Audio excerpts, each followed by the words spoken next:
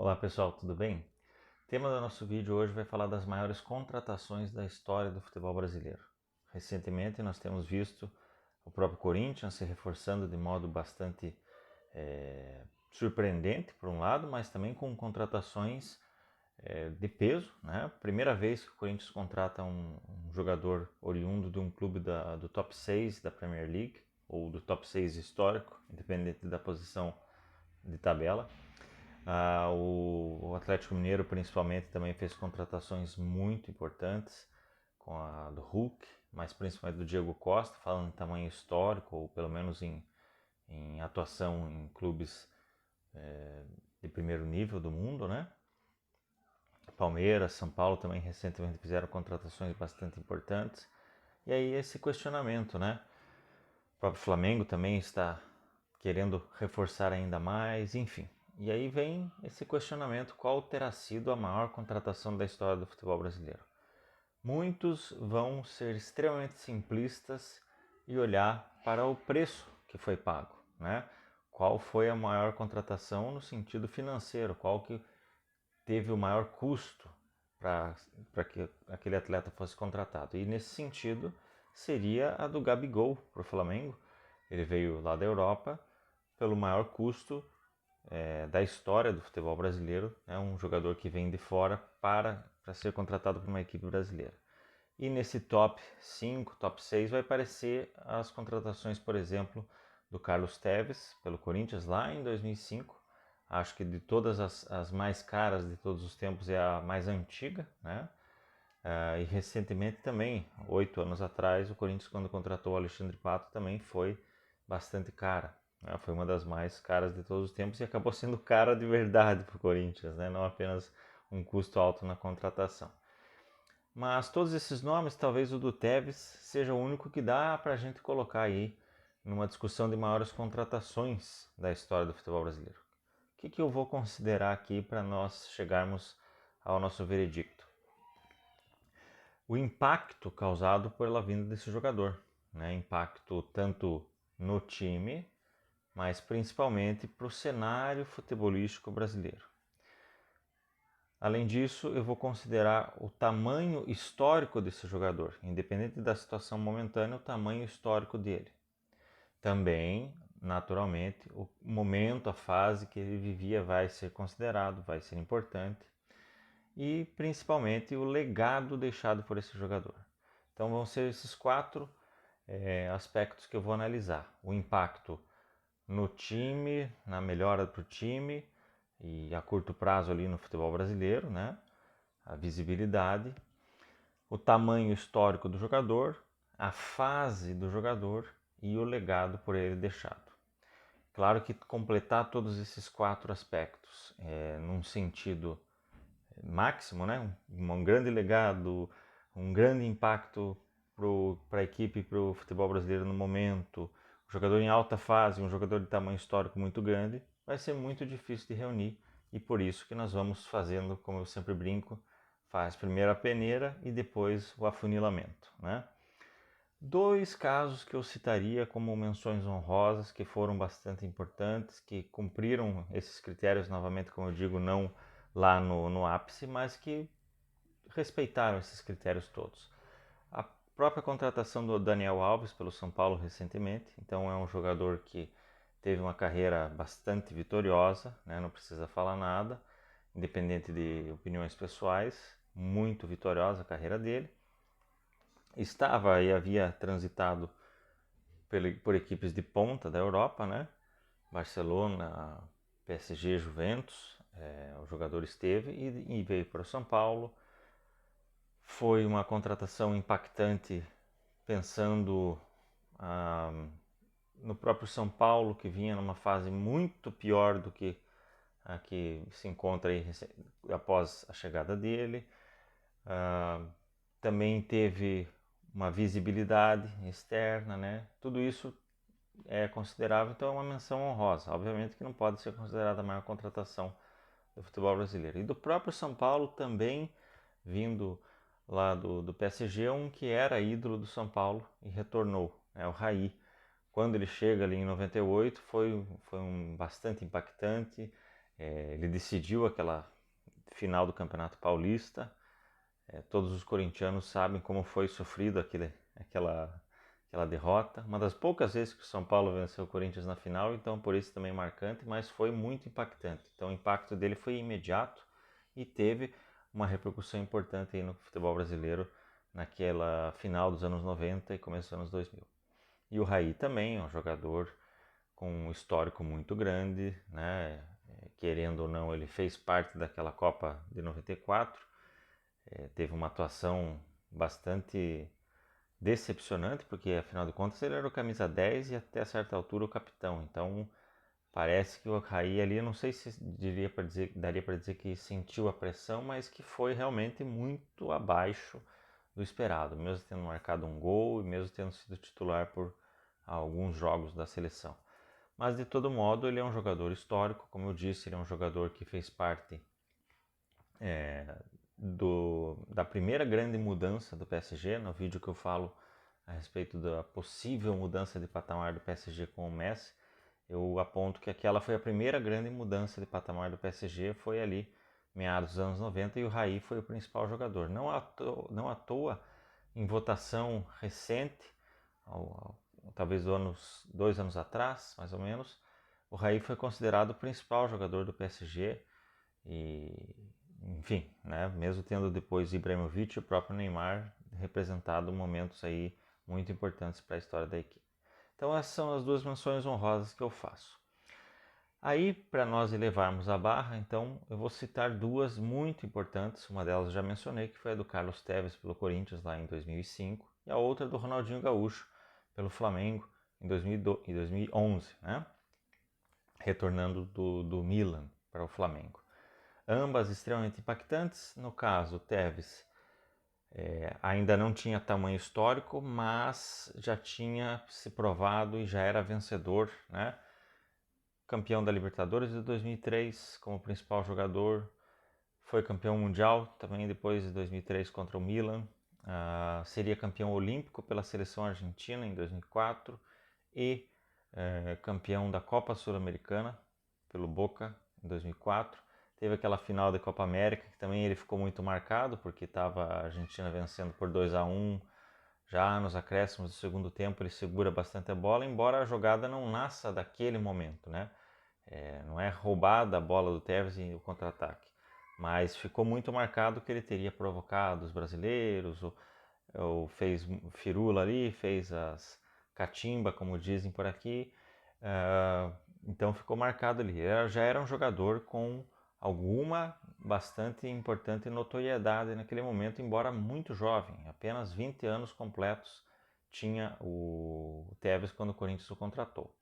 Mas o impacto financeiro e o que ele realizou no Corinthians, vou deixar também para vocês a sugestão de um vídeo no qual eu participei de um canal de um amigo meu, o Marco, em que nós comparamos Ronaldo e Tevez especificamente para o Corinthians, né, os seus tamanhos históricos no Corinthians e os seus desempenhos ali. Então é mais olhando para os recortes deles no Corinthians, mas ali já fica claro o que o Tevez causou de impacto, né? E não à toa na sequência, 1 ano e meio depois da sua chegada, ele vai para a Europa, onde ele começa um trilho fazendo o caminho certinho. Ele vai primeiro para um time mediano para pequeno, né? O West Ham, pequeno eu diria, e depois faz uma bela carreira no Manchester United, posteriormente joga também na Juventus, né, que seria o principal destaque, acredito eu, aquela final da Champions de 2015, acho que o maior destaque dele na saída,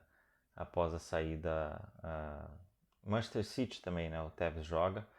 Enfim, ele é um jogador que passou por grandes clubes e sempre deixou sua marca. Ele não chegou a ser em nenhum momento um jogador cogitado para ser maior do mundo, mas ele foi o maior jogador sul-americano naquele período, foi o principal jogador brasileiro naquele período, foi o principal nome da conquista do Campeonato Brasileiro de 2005 pelo Corinthians, fez um papel muito importante quando em 2006 o Corinthians estava numa draga, seria quase rebaixado, e em 2007 de fato seria rebaixado. Ele teve um papel muito importante ali para que o Corinthians se reequilibrasse, acabou brigando com o Leão, que notoriamente não gosta de argentinos.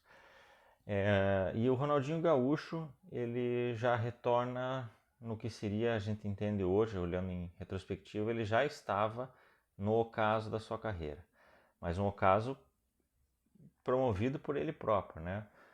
Podemos dizer que falta de gana, de vitória, podemos dizer que um pouco aí de problemas externos influenciando, alguma, digamos assim, decepção também por não ter sido chamado para a Copa de 2010, que ele também, tanto ele quanto o Ronaldo, né, tinham essa esperança de participar daquela Copa de 2010, mas o Ronaldinho, ele já, eu sempre costumo frisar isso, não apenas após a Copa de 2006, mas já para aquela reta final de Champions, ele já não estava mais atuando em alto nível, faz uma Copa horrorosa, participa do Barcelona naqueles próximos 2 anos como mero coadjuvante nos grandes momentos, nas grandes decisões, nos grandes jogos, ele não apareceu, ele foi cada vez mais sumindo, vai para o Milan, no Milan ele faz boas partidas, ele sequer chega a fazer sequências de partidas, quiçá campeonatos bons pelo Milan, nunca mais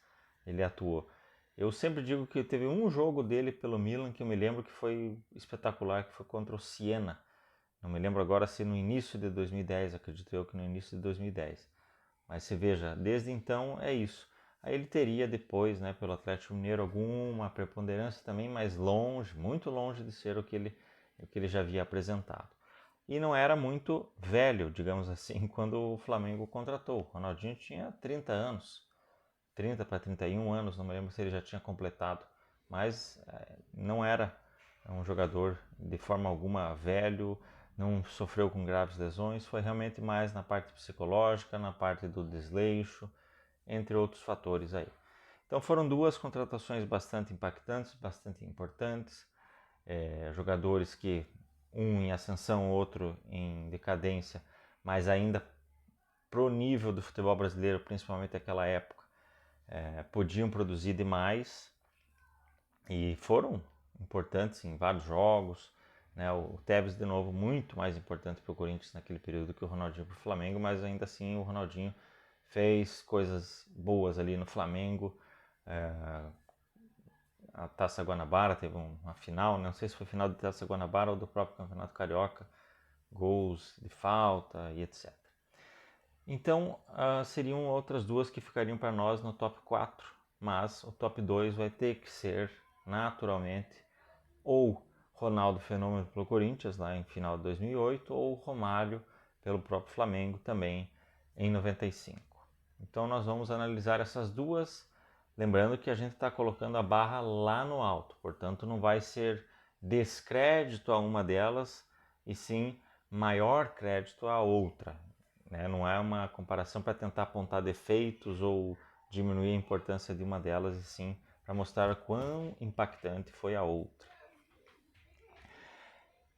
Já vamos falar disso também, mas a própria contratação do Ronaldinho tem a ver com qual dessas duas contratações aí é a maior de todas, né, do Brasil. Romário chega em 95 numa situação absurdamente fantástica. Sem dúvida, no comparativo do que o jogador representava no momento, da condição na qual o jogador se encontrava no momento, sem dúvida a contratação do Romário é a maior de todas do futebol brasileiro. Ele chega após ter conquistado o tetracampeonato mundial da seleção brasileira, ter sido o protagonista, não ganhou sozinho, mas foi o protagonista. Era melhor do mundo, né? Foi vice melhor do mundo em 93 e melhor do mundo em 94, portanto o Flamengo contratou o melhor jogador do mundo naquele momento. Ao passo que o Ronaldo no Corinthians, o Raí e todos os outros não estavam nem próximo de serem os melhores do mundo naquele momento.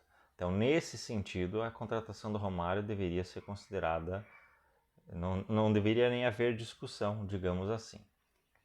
Mas há os outros critérios ali e nós vamos falar deles. Impacto imediato para o futebol brasileiro e para a sua equipe.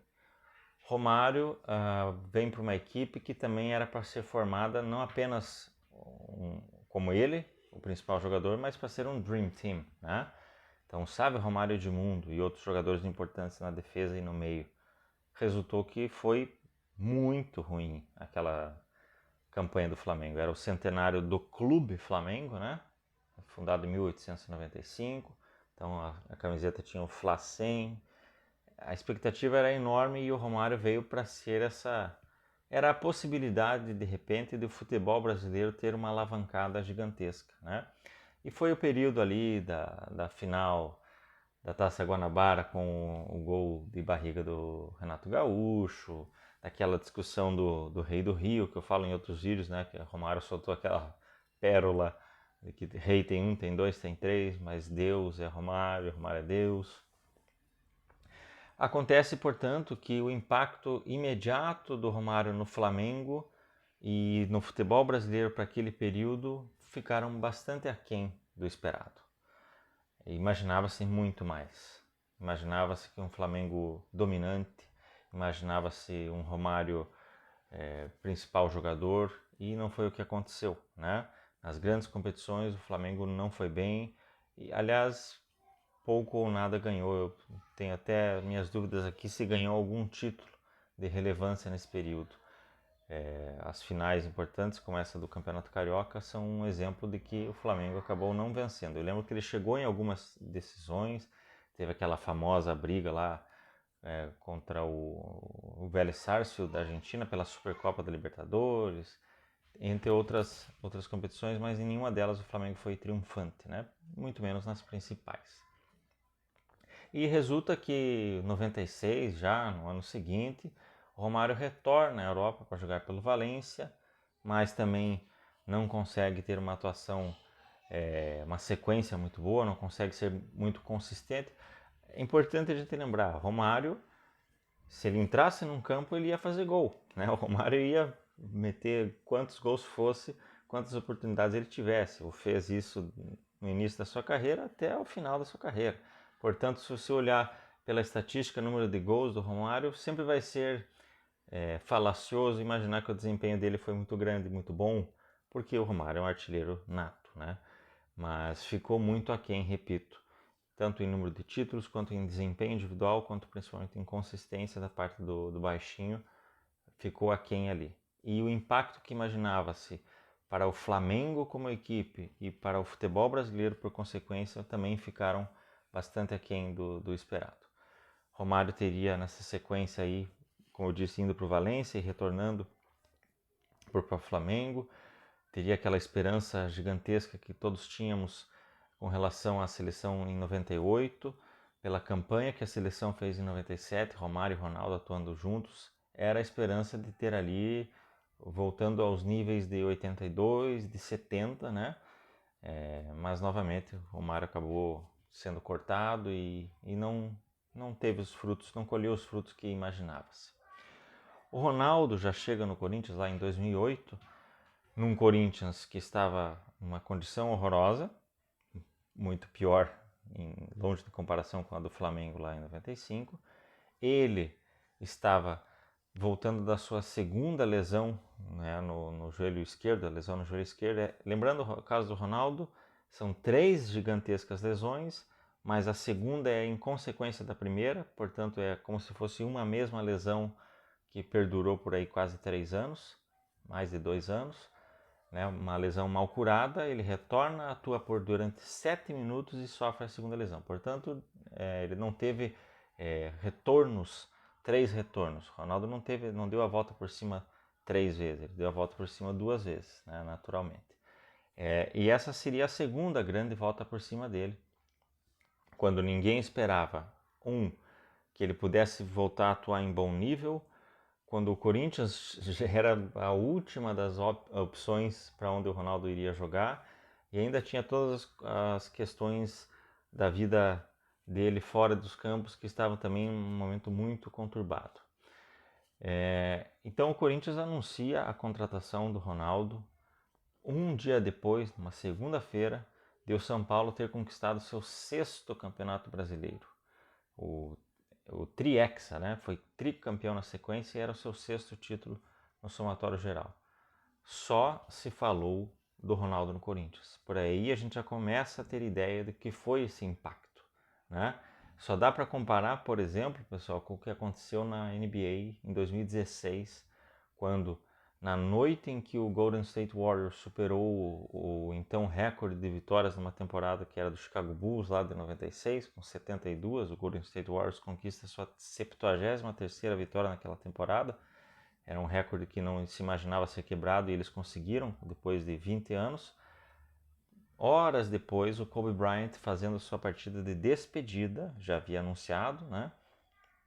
Marca 60 pontos no seu jogo de despedida. Então todos os noticiários eram relativos ao adeus às quadras de Kobe Bryant e à sua performance antológica, né? Foram 50 arremessos de quadra por ele realizados e 22 acertados. Um índice baixo de acertos, mas o jogo foi totalmente dominado por ele, tudo passava por ele, e terminar com 60 pontos, atingir 60 pontos é pouco e terminar com 60 pontos é para quase ninguém, para praticamente ninguém, é um feito histórico dele. Então o impacto foi esse, você tinha um recorde absurdo no futebol brasileiro e na NBA e um jogador causou um impacto maior ainda do que esse recorde. Então por aí a gente já vai entendendo o Ronaldo. Quando ele volta para o Corinthians, ele tem um começo meio claudicante, né? Estreia, mas já no seu segundo jogo oficial contra o maior rival, faz um gol antológico. Vai demorando um pouquinho para pegar ritmo, tem algumas situações que estavam acontecendo ali, todo mundo falava além do peso, enfim, muita polêmica em volta do Ronaldo, mas o fato é que na sequência, nos meses posteriores, ele faz uma brilhante campanha no mata-mata do Campeonato Paulista e uma brilhante campanha no mata-mata da Copa do Brasil. O Corinthians é campeão paulista e da Copa do Brasil já na sequência com o Ronaldo, tendo atuações formidáveis em jogos importantes, contra o próprio Inter, contra o Atlético Paranaense pela Copa do Brasil, Vasco, Fluminense, e no Campeonato Paulista nas decisões, né? Na semifinal contra o São Paulo faz um gol maravilhoso e na final contra o Santos, no primeiro jogo, o próprio Rei Pelé falou que tinha que colocar uma placa, que foi gol de Pelé em Copa do Mundo e etc.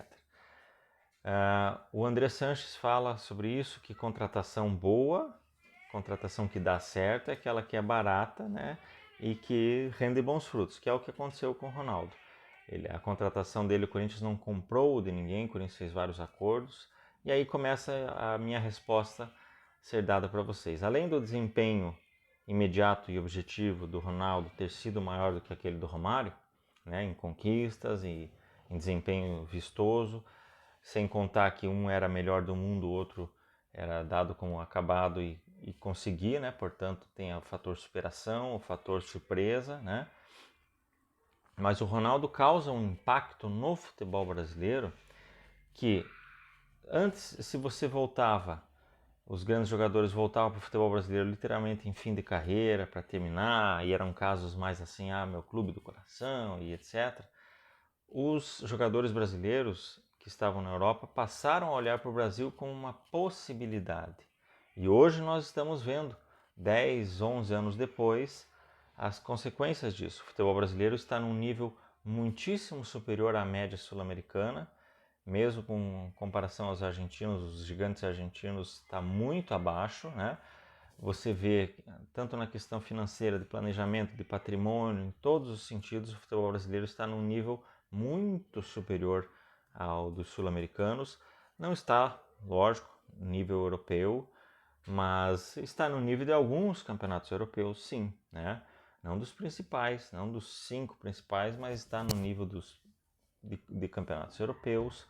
De novo, os jogadores não estão mais regressando para cá apenas com seus 60 anos, né?